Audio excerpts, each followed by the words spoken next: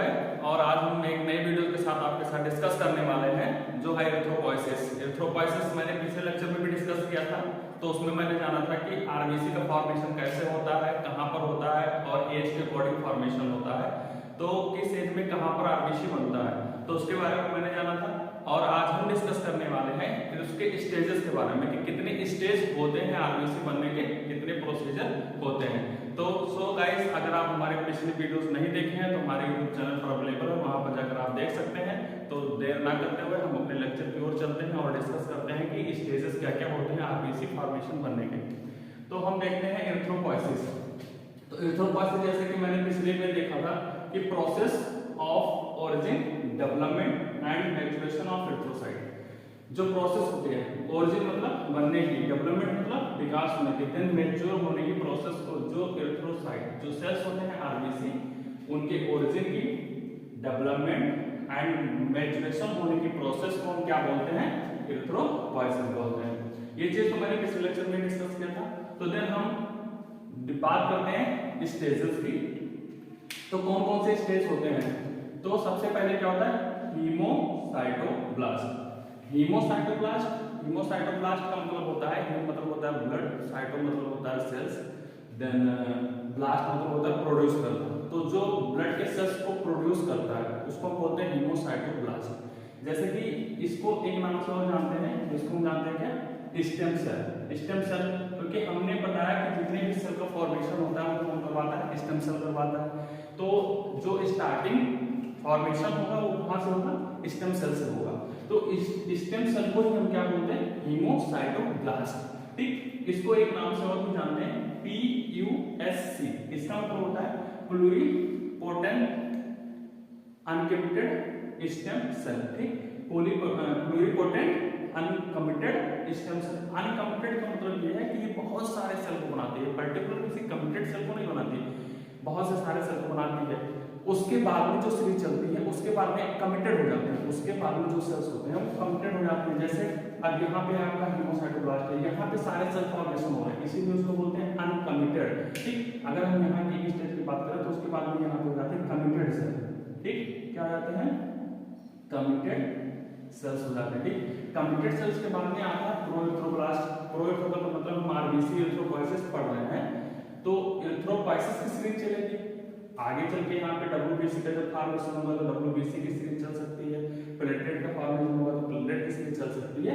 इसीलिए हीमोसाइटोब्लास्ट जो होता है वो अनकमिटेड सेल स्टेम सेल्स होते हैं, उसके बाद में क्या हो जाते हैं, कमिटेड हो जाते हैं। तो हम पढ़ रहे हैं एरिथ्रोपोइसिस, तो हम देखेंगे कि एरिथ्रोपोइसिस की जो सीरीज है वो कितने स्टेजों में कंप्लीट होती है। तो सबसे पहले की बात करें तो सबसे पहले हमारा क्या होता है, प्रोएरिथ्रोब्लास्ट। सबसे पहले क्या होता है, प्रोएरिथ्रोब्लास्ट। प्रोएरिथ्रोब्लास्ट को हम बोलते हैं मेगैलोब्लास्ट।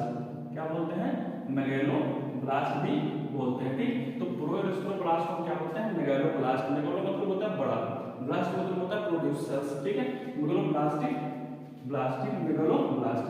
तो ये हो गया तुम्हारा पहला, इसको हम क्या बोलते हैं, प्रोएरिथ्रोब्लास्ट। प्रोएरिथ्रोब्लास्ट। ठीक, तो पहला सेल हो गया प्रोएरिथ्रोब्लास्ट। दूसरा होता है एर्लीनार्डोब्लास्ट। पहला जो स्टेज होते हैं वो होगा आपका प्रोएरिथ्रोब्लास्ट, दूसरा होगा एर्लीनार्डोब्लास्ट, तीसरा होगा इंटरमीडिएट नार्डोब्लास्ट। जो एर्लीनार्डोब्लास्ट होता है उसको हम जानते हैं intermediate normoblast, late normoblast, reticulocyte and erythrocyte. ठीक, तो ये हो गया हमारा स्टेजेस। कौन कौन से स्टेज होते हैं, प्रोएरिथ्रोब्लास्ट, एर्लीनार्डोब्लास्ट, इंटरमीडिएट नार्डोब्लास्ट, लेट नार्डोब्लास्ट और then reticulocyte count and erythrocyte. तो जो एर्ली नार्डोब्लास्ट होता है इसको हम एक नाम से और जानते हैं, बेसोफिलिक नार्डोब्लास्ट। इस नाम से जानते हैं एर्ली नार्डोब्लास्ट को, एक नाम से और जानते हैं किस नाम से, बेसोफिलिक नार्डोब्लास्ट। उसके बाद में इंटरमीडिएट जो नार्डोब्लास्ट होता है इसको एक नाम से और जानते हैं, क्या जानते हैं, पॉलीक्रोमैटिक नार्डोब्लास्ट। उसके बाद में लेट नार्डोब्लास्ट। लेट नार्डोब्लास्ट को एक नाम से हम और जानते हैं, क्या जानते हैं, आर्थोक्रोमैटिक नार्डोब्लास्ट। आर्थोक्रोमैटिक नार्मोब्लास्ट। किस नाम से जानते हैं? आर्थोक्रोमैटिक नार्मोब्लास्ट। उसके बाद में आता है रेटिकुलोसाइट। रेटिकुलोसाइट को हम जानते हैं इमेच्योर आरबीसी। इमेच्योर आरबीसी, ठीक, इमेच्योर आरबीसी की कंप्लीटली ये मैच्योर फॉर्म में नहीं होती, देन एरिथ्रोसाइट क्या होती है? मैच्योर आरबीसी, ठीक, मैच्योर आरबीसी, मैच्योर आरबीसी, ठीक, या फिर एरिथ्रोसाइट। तो ये स्टेजेस होते हैं हमारे आरबीसी फॉर्मेशन के। तो जैसे कि हम देख रहे हैं कि हीमोसाइटोब्लास्ट सबसे पहले क्या होगा कि जो हमारा आरबीसी फॉर्मेशन होगा, जो सेल्स बनेंगे वो कहां से बनेंगे? स्टेम सेल से बनेंगे। उसके बाद में फिर प्रोएरिथ्रोब्लास्ट। प्रोएरिथ्रोब्लास्ट जो पहला स्टेज है उसको क्या बोलते हैं?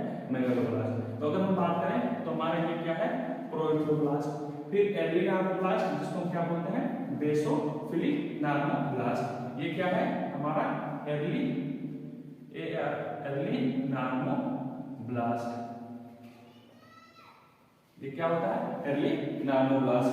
फिर हम बात करते हैं इंटरमीडिएट नार्मोब्लास्ट जिसको हम क्या बोलते हैं? पॉलीक्रोमैटिक नार्मोब्लास्ट, ठीक। तो पॉलीक्रोमैटिक नार्मोब्लास्ट क्या होता है हमारा? इंटरमीडिएट, इसको हम क्या बोलेंगे? इंटरमीडिएट नार्मोब्लास्ट, ठीक। उसके बाद में क्या है? लेट नार्मोब्लास्ट जिसको हम क्या बोलते हैं? आर्थोक्रोमैटिक नार्मोब्लास्ट। तो क्या हो गया ये? लेट नार्मोब्लास्ट, ठीक। तो ये हो गया हमारा लेट नार्मोब्लास्ट। उसके बाद में क्या है? रेटिकुलोसाइट, जो क्या होता है? इमेच्योर आरबीसी होती है। रेटिकुलोसाइट, रेटिकुलोसाइट, ठीक। उसके बाद में फिर क्या है? एरिथ्रोसाइट। क्या है ये? एरिथ्रोसाइट, ठीक। तो हमने देखा कि जो स्टेजेस होते हैं, पहले haemocytoblast, proerythroblast, early normoblast, intermediate normoblast, late normoblast, reticulocyte and erythrocyte. तो उसके बाद में उसको क्या क्या बोलते हैं? कितने स्टेज होते हैं? तो मेनली स्टेज जो होते हैं वो होते हैं 7 स्टेज। कितने होते हैं? 7 स्टेज। जो हमने देखा कि first, second, third, fourth, fifth, sixth and seventh, ठीक है। जो हमारी आरबीसी की जो सीरीज चलती है कहां से चलती है? प्रोएरिथ्रोब्लास्ट, जो हमने यहाँ पर मेंशन कर रखा है। और हमने इसमें एक चीज देखा है कि जो फैक्ट होते हैं मैच्योरेशन तक क्या क्या चेंजेस होते हैं वो चीज हम डिस्कस कर लेते हैं। तो अगर हम बात करें फैक्ट की, ठीक, हम किसकी बात करें? फैक्ट की बात करते हैं। फैक्ट की बात करें तो क्या क्या चेंजेस होते हैं ड्यूरिंग मैच्योरेशन, ठीक। ड्यूरिंग मैच्योरेशन में क्या क्या चेंजेस होते हैं? तो सबसे पहले हम यहाँ पे देख पा रहे हैं कि जो सेल साइज होती है, ठीक है, जो हमारे सेल साइज होती है वो धीरे धीरे क्या हो रही है? डिक्रीज हो रही है। सबसे पहले जो हमारी आरबीसी मैच्योर हो रही है तो उसमें क्या हो देख पा रहे हैं कि धीरे धीरे हमारी जो आरबीसी साइज हो है क्या हो रही है? वो डिक्रीज हो रही है। तो सबसे पहले हम बात करें कि जो सेल साइज होती है वो क्या हो रही है?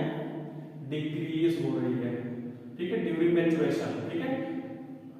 पहला फैक्ट क्या हो गया कि जो सेल साइज है वो क्या हो रही है? वो डिक्रीज हो रही है, ठीक।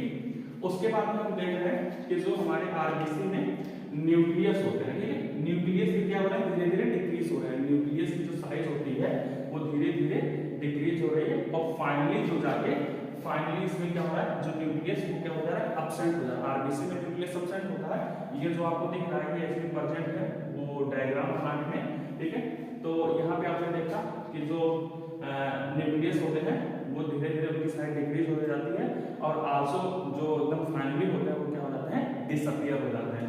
तो अगर हम बात करें सेकंड फैक्ट की, तो जो न्यूक्लियस होता है वो क्या हो रहा है?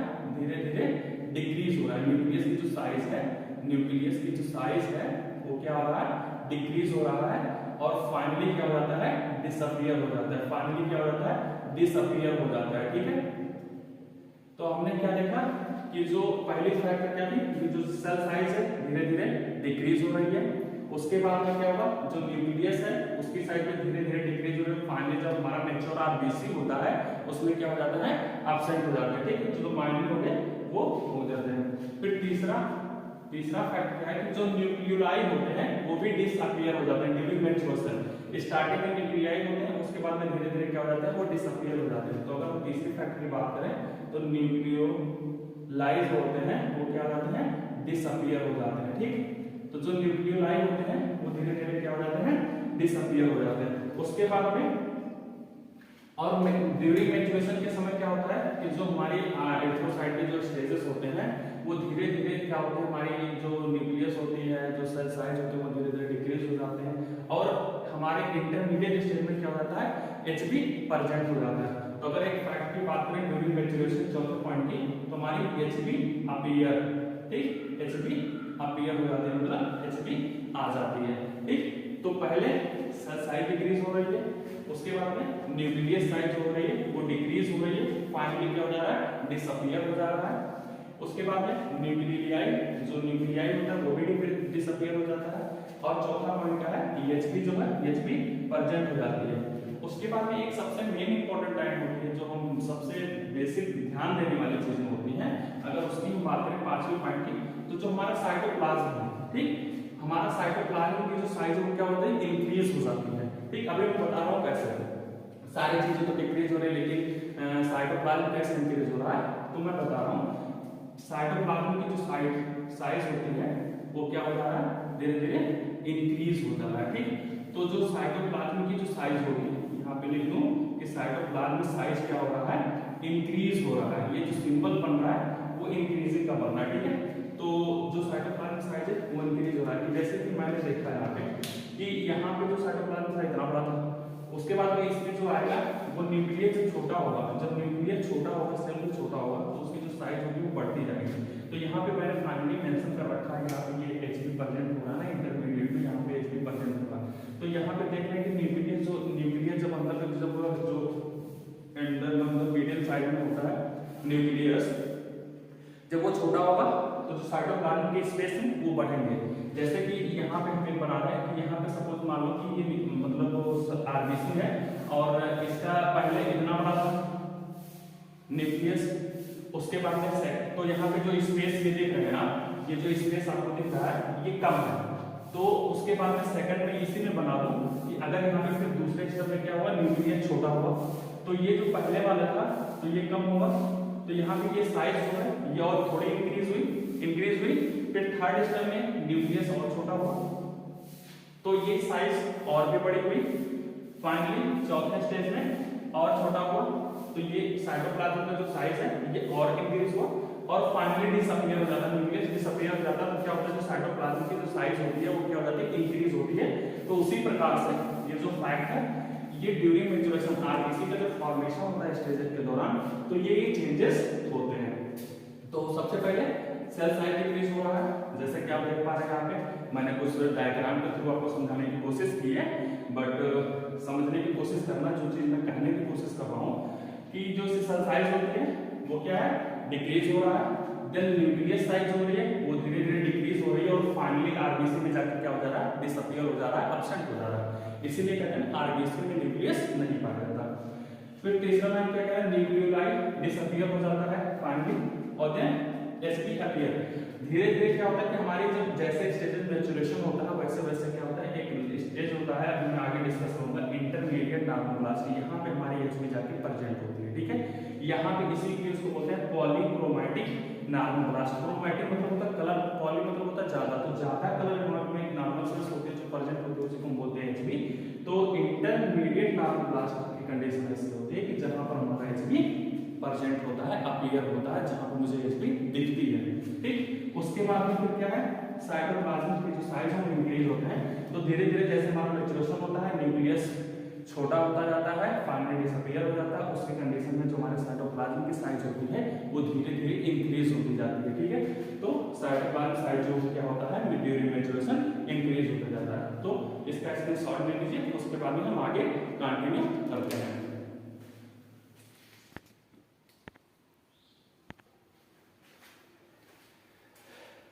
हाँ, तो फिर आपने स्क्रीनशॉट तो ले लिया, उसके बाद में हम देखते हैं कि जो हमारे स्टेजेस थे, स्टेजेस में क्या क्या चीजें हमें कब एचबी प्रेजेंट होती है, कहाँ पे डिसअपीयर होता है साइटोप्लाज्म, कहाँ पे न्यूक्लियर साइटोप्लाज्म होता है, तो उसके बारे में हम डिस्कस करेंगे कि जो प्रोएरिथ्रोब्लास्ट जो पहला स्टेज था प्रोएरिथ्रोब्लास्ट, ठीक। तो प्रोएरिथ्रोब्लास्ट में किस शेप का होता है राउंड इन शेप का होता है। पहली चीज जो प्रोएरिथ्रोब्लास्ट होगा वहां पे शेप कैसा होगा राउंड शेप का होगा, सेंटर में न्यूक्लियस प्रेजेंट होगा, देन जो साइटोप्लाज्म होंगे वो क्या होंगे, बेसोफिलिक होंगे। और पहले स्टेज में हीमोग्लोबिन नहीं पाया जाता, नहीं होता है, ठीक है। ये चीज हमें किससे ध्यान देना होगा कि जो पहला स्टेज है वो क्या होता है, सेंटर राउंड इन शेप, अगर देखा जाए तो राउंड इन शेप, ठीक, क्या होता है, राउंड इन शेप का होता है। देन सेंटर में क्या होगा, सेंटर में आपके क्या प्रेजेंट होंगे, सेंटर में आपका न्यूक्लियस प्रेजेंट होगा। देन डीप बेसोफिलिक, जो ये आपके जो साइटोप्लाज्म के क्या होंगे वो बेसोफिलिक होंगे। देन इसमें कोई एसपी नहीं प्रेजेंट होगा, ठीक है। तो ये पहला स्टेज क्या कह रहा है कि प्रोथ्रोब्लास्ट जो सेल होते हैं वो राउंड शेप का होगा, सेंटर में न्यूक्लियस प्रेजेंट होगा और जो साइटोप्लाज्म होगा वो बेसोफिलिक होगा और इसमें कोई एचपी प्रेजेंट नहीं होती है। अगर हम इसकी साइज की बात करें तो इसमें जो साइज होता है अगर प्रोथ्रोब्लास्ट की, तो इसमें जो सेल साइज होगी, सेल साइज जो होगी वो होगी 15 से 20 माइक्रोन मीटर, ठीक है। जो हमारी सेल साइज होगी 15 से 20 माइक्रोन मीटर होगी, ठीक है। दूसरा स्टेज क्या कह रहा है, अर्ली नार्मोब्लास्ट, ठीक। अर्ली नार्मोब्लास्ट, तो अर्ली नार्मोब्लास्ट में भी क्या होता है कि जो सेल साइज होगा, जो सेल होगा वो क्या होगा, राउंड शेप का होगा। स्पेस ना होने की वजह से मैं थोड़ा छोटा बना रहा हूँ, आप समझिएगा कि ये क्या होगा, राउंड शेप का होगा। रेटिकुलम कंडेंसस होगा, रेटिकुलर कंडेंस होगा। सी हियर, जो रेटिकुलर कंडेंस जो आपका न्यूक्लियस होगा उसमें रेटिकुलर जो कंडेंसस होता है उसका मतलब ये होगा कि कुछ रेटिकुलर ऐसे ऐसे करके रेटिकुलर कंडेंसस होंगे उसमें, यहाँ पे सी होंगे, वहां पे देखेंगे जो फर्स्ट में नहीं लिखा था। तो धीरे धीरे जो मैच्योर हो रहा है वैसे स्टेज में बता रहा हूँ कहाँ पे क्या प्रेजेंट होता है। तो प्रोथ्रोब्लास्ट में ये रेटिकुलर कंडेंसस सी नहीं हुए थे, लेकिन सेकंड स्टेज में रेटिकुलर कंडेंसस सी हो रहा है एंड न्यूक्लियोलाई, जो न्यूक्लियोलाई प्रोड्यूस होता था, ठीक है, वो डिसअपीयर हो गया। सेकंड स्टेज में न्यूक्लियोलाई क्या हो रहा है, डिसअपीयर हो रहा है, ठीक है। तो इसके बाद में फिर मैंने बताया कि जो सेल साइज होती है वो धीरे धीरे डिक्रीज होती है, ठीक। तो जो प्रोथ्रोब्लास्ट था उसमें 15 से 20 माइक्रोन मीटर और अर्ली नार्मोब्लास्ट में कितना जाएगा, 12 से 18 माइक्रोन मीटर, ठीक। तो अर्ली नार्मोब्लास्ट की जो सेल साइज होगी कितनी होगी, 12 से 18 माइक्रोन मीटर। थर्ड स्टेज की बात करें, इंटरमीडिएट नार्मोब्लास्ट। तो इंटरमीडिएट नार्मोब्लास्ट में जो शेप होगा पहला वो क्या होगा, राउंड शेप का होगा। साइटोप्लाज्म क्या होंगे, बेसोफिलिक होंगे। कोर्स क्रोमैटिक प्रेजेंट होगा। कोर्स क्रोमैटिक का मतलब होता है कि जो हमारा एचबी कलर होगा, क्योंकि इसको इंटरमीडिएट हमने बोला था पॉलीक्रोमैटिक बोलते हैं, तो कोर्स क्रोमैटिक मतलब होता है कलर, ऐसी चीज प्रेजेंट होगी जो कलरफुल होगी। तो वहां पे क्या प्रेजेंट होते हैं, एचबी। तो अगर हम बात करें कि यहाँ पे हमारी क्या प्रेजेंट हो जाएगी, एचबी प्रेजेंट होना स्टार्ट हो जाती है, उसे बोलते हैं कोर्स क्रोमैटिक। यहाँ पे कलर भी आ जाएगा। देन एचबी प्रेजेंट किस स्टेज में होगी, ये क्वेश्चन पूछा जाता है। अभी पिछले मैंने एग्जाम दिया था तो उसमें पूछा गया था कि एरिथ्रोपोइसिस के किस स्टेज में एचबी प्रेजेंट होती है, तो किस स्टेज में प्रेजेंट होती है, थर्ड स्टेज में, जिसको क्या बोलते हैं, इंटरमीडिएट नार्मोब्लास्ट या फिर पॉलीक्रोमैटिक नार्मोब्लास्ट। और यहाँ पे जो साइटोप्लाज्म होंगे वो क्या हो जाएंगे, एसिडिक एंड बेसिक हो जाएंगे। यहाँ पर क्या थे, जो थे केवल बेसोफिलिक, तो यहाँ पे जो स्टेजेस होगी एसिडिक एंड बेसिक दोनों स्टेजेस प्रेजेंट होंगी।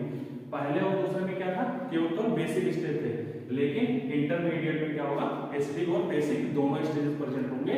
अगर मैं बात करूं साइज की, तो यहाँ की जो सेल साइज होती है वो 10 से 15 माइक्रोन मीटर होती है। तो यहाँ पे जो सेल साइज होती है वो क्या होती है, 10 से 15 माइक्रोन मीटर, ठीक। उसके बाद में फिर क्या होगा, लेट नार्मोब्लास्ट। तो लेट नार्मोब्लास्ट के स्टेज में क्या होगा, जो हमारी एचबी होगी वो इंक्रीज हो जाएगा, जो हमारी एचबी होगी वो इंक्रीज हो जाएगा और साइटोप्लाज्म क्या हो जाएंगे, एसिडिक हो जाएंगे। साइटोप्लाज्म क्या हो जाएंगे, एसिडिक हो जाएंगे और जो न्यूक्लियस है वो क्या हो जाएगा, स्मॉल हो जाएगा, छोटा हो जाएगा। जैसे मैं बात करूं यहाँ पे ये सेल है, तो यहाँ पे क्या कह रहा है कि जो साइटोप्लाज्म होंगे वो एसिडिक होंगे, देन जो न्यूक्लियस होगा वो क्या हो जाएगा, छोटा हो जाएगा, ठीक, स्मॉल हो जाएगा, ठीक है। और न्यूक्लियोलाइट हो गया आपका डिसअपीयर। फर्स्ट स्टेज में हो गया था, सेकंड में तो माइक्रो, ठीक है। तो लेट नार्मोब्लास्ट क्या करेगा, आपकी एचपी इंक्रीज होगी, साइटोप्लाज्म एसिडिक होगा, देन न्यूक्लियस जो हो जाएगा वो स्मॉल हो जाएगा। और इसकी हम अगर साइज की बात करें तो 7 से 12, ठीक है। अगर सेल साइज की बात करें तो कितना होता है, 7 to 12 माइक्रोमीटर, ठीक।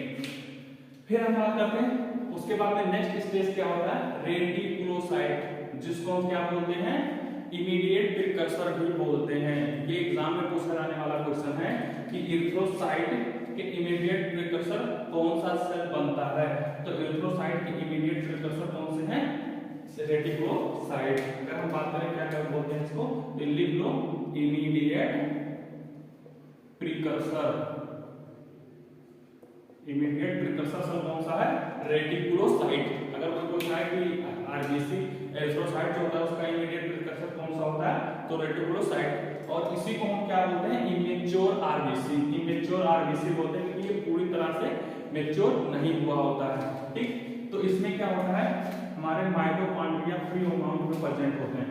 माइटोकॉन्ड्रिया का फ्री अमाउंट प्रेजेंट होता है और उसके बाद में न्यूक्लियस एब्सेंट हो जाता है पूरी तरह से। न्यूक्लियस क्या हो जाता है, एब्सेंट हो जाता है, न्यूक्लियस एब्सेंट हो जाता है, ठीक है, न्यूक्लियस एब्सेंट हो जाता है। और इसको हम किस रेटिकुलोसाइट काउंट करने के लिए हम कौन से स्टेन यूज करते हैं, तो सुप्रावाइटल स्टेन यूज करते हैं। कौन सा, सुप्रावाइटल स्टेन यूज करते हैं। सुप्रावाइटल स्टेन यूज करते हैं जो किस कलर का दिखता है, स्टेन के बाद ब्लू कलर का दिखता है। तो ब्लू कलर का दिखता है तो उसमें हम क्या देखते हैं, तो जो हमारा रेटिकुलोसाइट काउंट होता है उसमें क्या होता है, कुछ आरएनए प्लस राइबोसोम्स, ठीक, राइबोसोम्स के कुछ पाए जाते हैं, ठीक, रेमिनेंट्स पाए जाते हैं। रेमिनेंट्स जो होते हैं आरएनए और राइबोसोम्स के, वो क्या करते हैं, सुप्रावाइटल स्टेन से जब हम स्टेन करते हैं तो वो ब्लू कलर के दिखते हैं, ठीक। तो वही चीज हम क्या करते हैं, रेटिकुलोसाइट काउंट का नाम देते हैं, ठीक है। रेटिकुलोसाइट की जो नॉर्मल रेंज होती है वो 0.2 से लेकर 1.2% तक होती है, ठीक है, 0.2 से 1.2% तक नियर अबाउट होता है लगभग, ठीक। तो जो रेटिकुलोसाइट काउंट होता है उस स्टेज में क्या होता है, माइटोकॉन्ड्रिया कुछ अमाउंट में प्रेजेंट होते हैं और इसको हम किस स्टेन से स्टेन करते हैं, सुप्रावाइटल स्टेन से स्टेन करते हैं। स्टेन करने के बाद में ब्लू कलर का दिखता है और जो ब्लू कलर का दिखता है वो क्या होते हैं, कुछ रेमिनेंट्स होते हैं जो आरएनए और राइबोसोम्स के प्रेजेंट होते हैं, जो हमें क्या करते हैं, ब्लू कलर दिखाई देते हैं। उसके बाद में हम बात करते हैं एरिथ्रोसाइट। तो एरिथ्रोसाइट में रेटिकुलम क्या होता है, डिसअपीयर हो जाता है, न्यूक्लियस डिसअपीयर हो जाता है और ये किस शेप के होते हैं, बाइकॉन्केव शेप के हो जाते हैं। फिर किस शेप में, बाइकॉन्केव शेप के हो जाते हैं और इनकी जो मैच्योर पूरी कंप्लीट जो साइज होती है 7.2 माइक्रोमीटर होती है। अगर हम बात करें एरिथ्रोपोइसिस, तो एरिथ्रोपोइसिस पूरा कंप्लीट होने में, एक आरबीसी पूरा फॉर्मेशन होने में कितना टाइम लगता है, तो 7 डेज। कितना दिन लगता है, 7 डेज। ये साइकिल पूरा होने में 7 दिन लगते हैं। 5 दिन कहाँ पे लगता है, 5 डेज लगता है, 1 to 5 स्टेज, ठीक है, 1 से 5 स्टेज तक, ठीक है, प्रोटोप्लास्ट से लेकर के और रेटिकुलोसाइट काउंट तक कितने टाइम दिन लगते हैं, 5 दिन लगते हैं। और एरिथ्रोसाइट मतलब मैच्योर होने में कितना टाइम लगता है, 2 दिन लगता है, ठीक। तो ये कंप्लीट जो साइकिल होती है वो कितने दिन की होती है, 7 डेज। जो एक एरिथ्रोपोइसिस साइकिल कंप्लीट होती है वो कितने दिन में होती है, 7 डेज में कंप्लीट होती है। तो सो आप इसका स्क्रीनशॉट ले लीजिए। उसके बाद में हम आगे डिस्कस करते हैं कि कुछ फैक्टर होते हैं जो हमारे आरबीसी को फॉर्मेशन में मदद करते हैं, मैच्योर होने में सहायता करते हैं, तो उसके बारे में हम डिस्कस कर लेते हैं। तो आप इसको स्क्रीनशॉट ले लीजिए। देन हम रेगुलेशन की बात करें कि आरबीसी के रेगुलेशन में कौन कौन से फैक्टर होते हैं जो मदद करते हैं, तो इसका स्क्रीनशॉट लीजिए, फिर आगे बढ़ते हैं।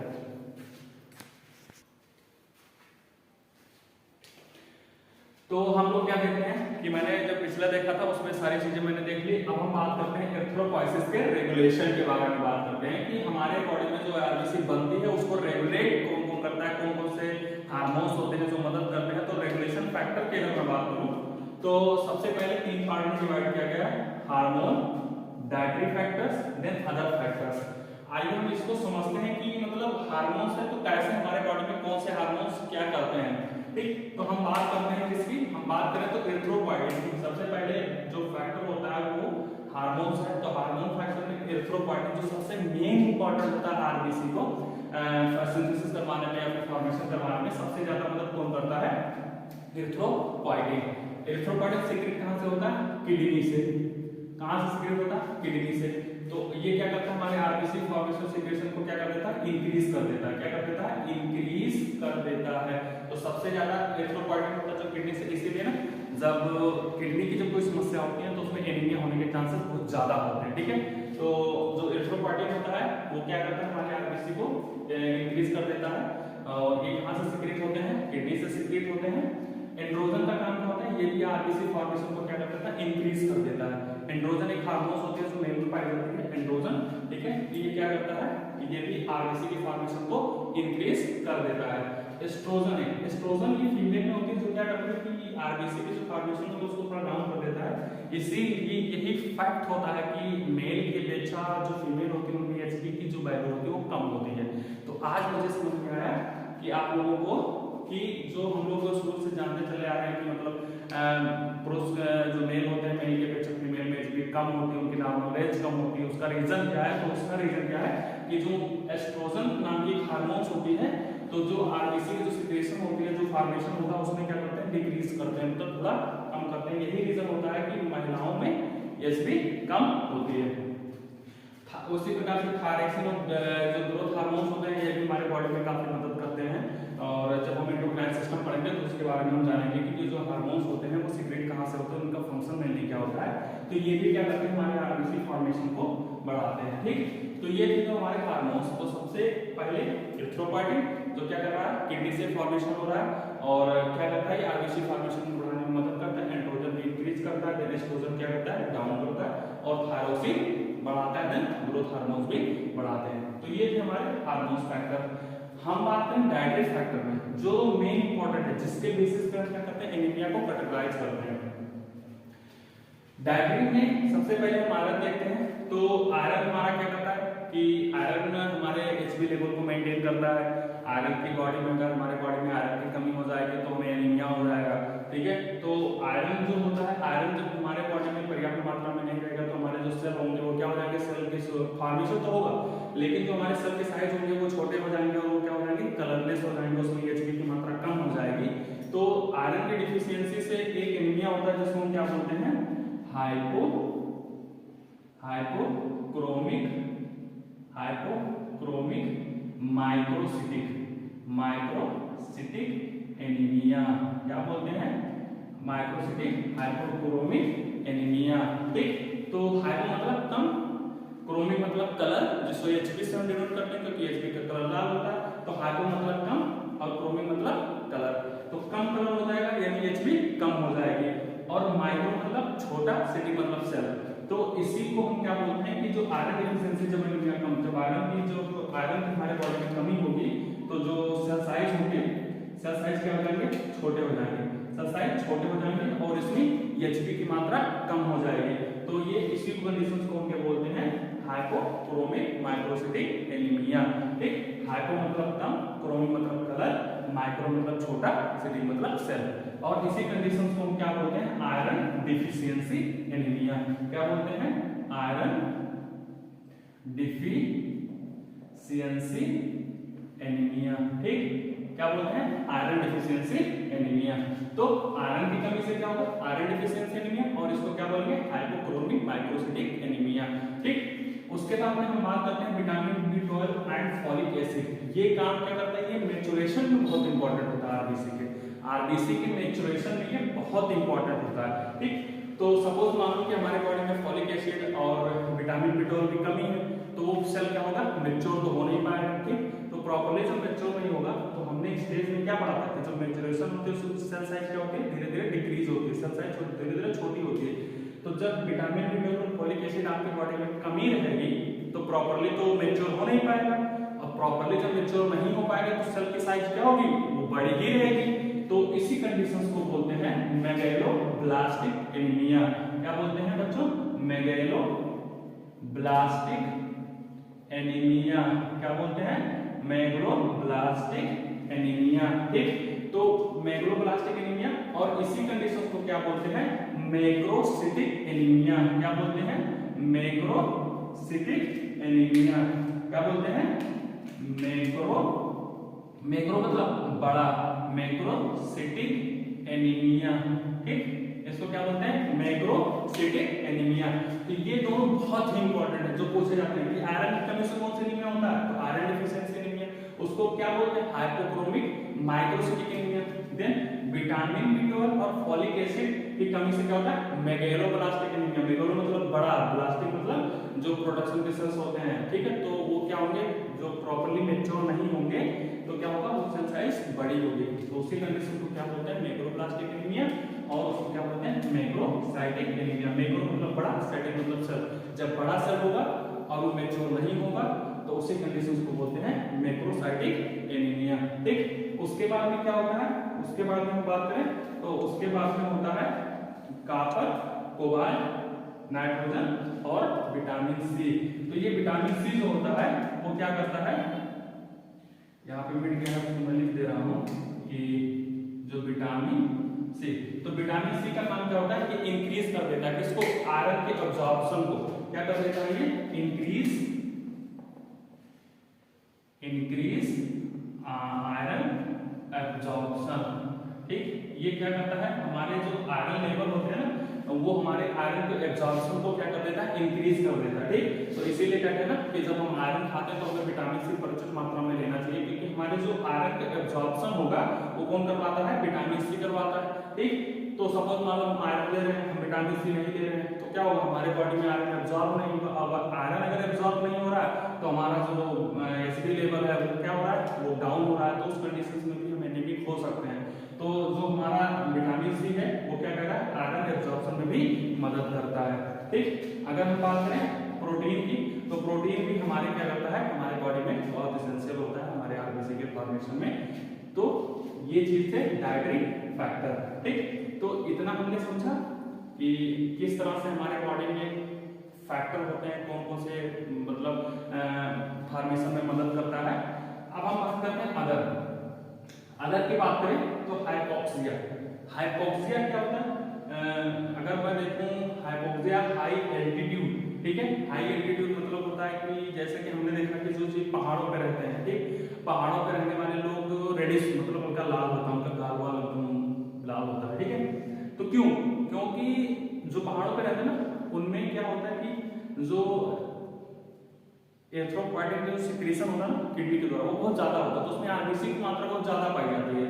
यही रीजन होता है ना क्योंकि उसमें ऑक्सीजन लेवल कम होता है, हाई जब जितने ऊंचे पे जाएंगे ऊंचाई पे जब रहेंगे तो वहां पे हमें प्रॉपर्ली ऑक्सीजन नहीं मिल पाता, जिससे क्या होता है हमारी आरबीसी का काम क्या होता है ऑक्सीजन को ट्रांसपोर्ट करना। तो जब हमें प्रॉपर्ली ऑक्सीजन नहीं मिलता तो हमारी जो किडनी होती है ना वो एरिथ्रोपोइटिन की सिक्रीशन ज्यादा करती है, जिसके कारण उनको ऑक्सीजन, हाइपोक्सिया का मतलब होता है कि मतलब ऑक्सीजन प्रॉपर्ली ना ब्रीथनेस ऑफ ऑक्सीजन से जो प्रॉपर्ली ना मिलता है उसी कंडीशन को बोलते हैं हाइपोक्सिया। ठीक है, तो वो हाइपोक्सिया की कंडीशन होती है उसमें क्या होता है कि हमारी जो एरिथ्रोपोइटिन जो किडनी सीक्रेट करती है वो ज्यादा मात्रा में करती है, यही रीजन होता है कि तो हाइपोक्सिया की कंडीशन में जो हमारी एरिथ्रोपोइटिन का सीक्रेशन ज्यादा होने लगता है। देन इंट्रिंसिक फैक्टर की बात करें तो इंट्रिंसिक फैक्टर क्या होता है कि ये सिंथेसिस करवाता है किसका, जो हमारे विटामिन B12 होते हैं, जो विटामिन B12 का मतलब अब्जॉर्प्शन करवाता है। इंट्रिंसिक फैक्टर में जो हमारे स्टोमक में होते हैं ऑक्जेंटिक सेल्स, ठीक, तो ऑक्जेंटिक सेल्स होते हैं हमारे यहाँ पे स्टोमक में। ठीक, तो ऑक्जेंटिक जो सेल होते हैं हमारे स्टोमक में वो क्या करवाते हैं इंट्रिंसिक फैक्टर के, वो ऑक्जेंटिक सेल होते हैं स्टोमक में जो हमारे विटामिन B12 होता है उनका एब्जॉर्प्शन करवाते हैं। ये भी क्वेश्चन बहुत इंपॉर्टेंट होता है कि विटामिन B12 का एब्जॉर्प्शन कौन करवाता है, तो ऑक्जेंटिक सेल्स जो स्टोमक में प्रेजेंट होते हैं वो करवाते हैं। और इसका एब्जॉर्प्शन कहाँ पे होता है, तो इसका एब्जॉर्प्शन जो होता है वो स्मॉल इंटेस्टाइन के टर्मिनल इलियम में, मतलब इलियम के जो सबसे छोर होता है उसमें होता है। कहाँ पे होता है मतलब, तो अगर हम इसकी बात करें तो ये क्या करता है विटामिन B12 का एब्जॉर्प्शन करवाता है। पहला पॉइंट कहां पर होता है स्मॉल इंटेस्टाइन में होता है, कहां पे होता है स्मॉल इंटेस्टाइन में होता है। ठीक, कहां पे स्मॉल इंटेस्टाइन के कहां पे जो टर्मिनल इलियम होता है, ठीक है, टर्मिनल इलियम। ठीक, यहां पे आपका होता है टर्मिनल इलियम में आपका क्या होता है एब्जॉर्प्शन होता है। ठीक, तो अगर कोई पूछ रहा है कि विटामिन B12 का एब्जॉर्प्शन कहां पे होता है, स्मॉल इंटेस्टाइन के जो टर्मिनल इलियम होते हैं वहां पर इसका एब्जॉर्प्शन होता है। तो इस तरह से हमारी एरिथ्रोपोइसिस की जो एरिथ्रोपोइसिस का जो लेक्चर है यहाँ पे जाके हमारा कंप्लीट हो रहा है। तो ये है रेगुलेशन फैक्टर कि कौन कौन से रेगुलेशन होते हैं, हार्मोन्स फैक्टर होता है, डाइटरी फैक्टर होता है, अदर जो मैंने आपको समझाया। तो अगर आपको ये वीडियो अगर अच्छा लगा हो, समझ में आया हो, तो आप हमारे चैनल को सब्सक्राइब कर दीजिए जिससे हमारे आने वाले नए वीडियोस का नोटिफिकेशन आपको प्रॉपर्ली मिल सके। और अपने दोस्तों में ज़्यादा से ज़्यादा शेयर करिए। और जो चीज़ आपको नहीं समझ में आई है और जो चीज़ आप पढ़ने की कोशिश कर रहे हैं आपको समझने की, तो आप हमारे कमेंट सेक्शन में बिल्कुल बेझिझक कमेंट सेक्शन में बताइए कि आपको वीडियो कैसा लगा और आपको कौन से टॉपिक और चाहिए। तो so thank you for this watching.